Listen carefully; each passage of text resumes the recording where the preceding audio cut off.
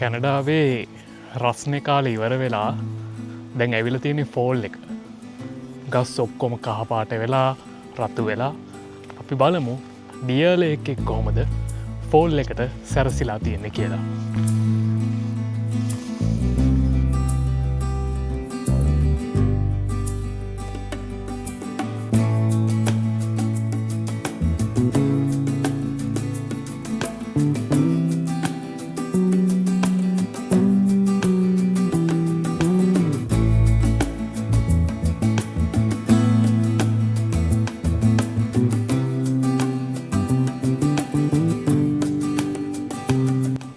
Lake එක සරයවල අපිට හම්බෙන හරි පුංචි ලේක් එකක්.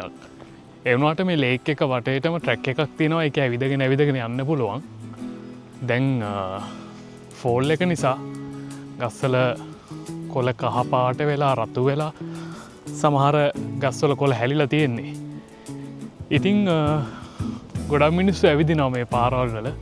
ඉතිං අපිත් බලමු මේ ලස්සන.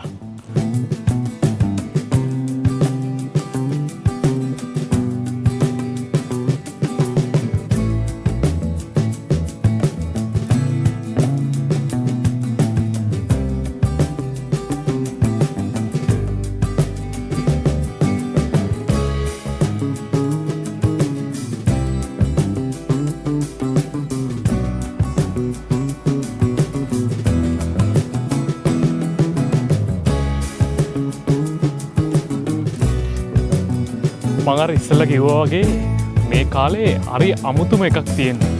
ගස් ඔක්කොම කහපාට වෙලා සමහර ගස්සල කොළ හැලිලා හරි කම්මැලි ගතයකුත් එක්ක මාර ලස්සනක් තියෙනවා. ඉතිං කැනඩාවේ ඉර්තු හතරම අපිට හොඳින්ම දකින්න පුළුවන්. ඉතිං අපි දැන්ගන්නේ ෆෝල් එකේ. ඉතිං මේ දවස්සල හැමතනම ලස්සනයි.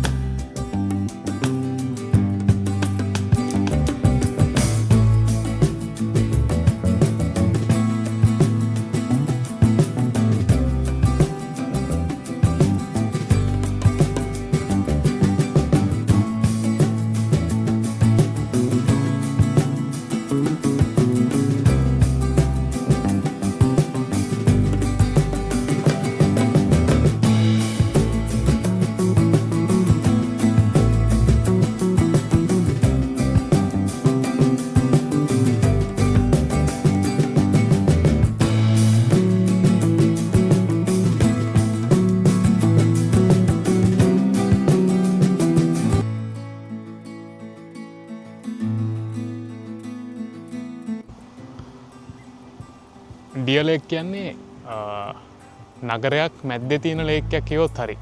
මගේ අර පිටිපස්සෙන් පේන ලොකු බිල්ඩින් ටික මෙහි තියෙන බර්නබී කියන නගරය. ඉතින් මේක නගරයක් වුණත් ඒක මැද්දේ ලස්සනට මේක නිකන් හරි ගමක තියෙනවා වගේ හැඟීමක් තමයි මිනිස්සුන්ට දෙන්නේ. මේකේ ලොකු ඇවිදින්න ට්‍රේල් එකක් තියෙනවා කිලෝමීටර් 4ක විතර. ඒක තියෙන්නේ මේ වැව වටේ. ඉතින් මාර ලස්සනයි. අර පේන්නේ බර්නබී ටවුන් එක.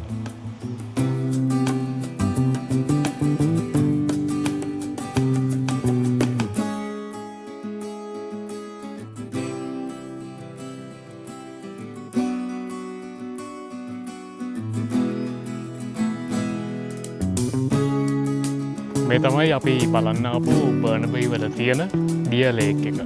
මේක අපිට කාපාක් එකෙන් වාහනේ දාපු ගමන් බලන්නත් පුළුවන් මේ view එක.